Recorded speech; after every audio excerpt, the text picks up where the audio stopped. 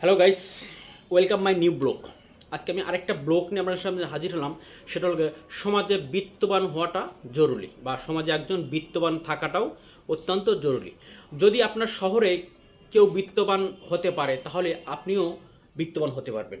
এবং যদি কেউ আপনার রাজ্যে একজন বিত্তবান থাকে, তাহলে আপনিও বিত্তবান হতে পারবেন। এই পৃথিবীতে সব ধরনের কাজেই মানুষ বিত্তবান হতে পারে বা হওয়ার সম্ভাবনা থাকে। এই পৃথিবীতে সকল কাজেতেই মানুষ বিত্তবান হতে পারে বা হওয়ার সম্ভাবনা থাকে।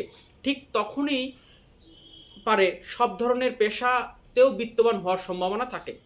যে কোনো পেশাতেই মানুষ বিত্তবান হতে পারে বা বিত্তবান হওয়ার সম্ভাবনাটা থাকে। আর যে যে কাজ করুক বা যে পেশা থাকুক না কেন, বা আপনার মনের মতো সেই পেশায় কাজ আপনি ভালো করতে পারেন, এতে কোনো সন্দেহ নেই। আপনি যে পেশাতেই থাকুন না কেন, সেই কাজ আপনি সুন্দরভাবে এবং মনোরমভাবে করতে পারবেন, এতে কোনো সন্দেহ নেই। এবং আমি এবং আপনি কতটা দরিদ্র, আমি এবং আপনি সমাজে কতটা দরিদ্র হতে পারি, সেটা কোনো বিষয় না। কিন্তু যদি আপনি বা আমি বিশেষ কোনো পন্থায় কিছু করতে পারি, আমি বা আপনি বা সাধারণ মানুষ বিশেষ কোনো পন্থায় কিছু করতে পারি, তাহলেই আমরা বিত্তবান হতে পারবো বা হওয়ার সম্ভাবনা থাকে। এবং বিশেষ কোনো পন্থায় কোনো কাজ করার মাঝেও হাতের মূলধন আসতে শুরু করে। আর মানুষের হাতে যখন মূলধন আসতে শুরু করে বা টাকা পয়সা আসতে শুরু করে, তখনই মানুষ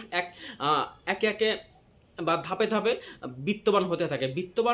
সমাজে বিত্তবান হওয়াটা অতি বড় জরুরি। এই জন্য আমি প্রথমেই ফার্স্টে বলেছি যে সমাজে একজন বিত্তবান হওয়াটা জরুরি। তাই আপনি আপনার পেশাকে সুন্দরভাবে কাজ করে যান, বা আপনি যে পেশাতে আছেন না কেন সেটাতেই আপনি সুন্দরভাবে কাজ করতে পারবেন, তাহলে সমাজে আপনিও বিত্তবান হতে পারবেন। ধন্যবাদ। আমি আর আমার এই ভিডিওকে দীর্ঘায়িত করবো না। আমাদের ভিডিও যদি ভালো লাগে লাইক করে দেবেন, কমেন্ট করে দেবেন এবং পাশে থেকে সাবস্ক্রাইব করে দেবেন। ধন্যবাদ।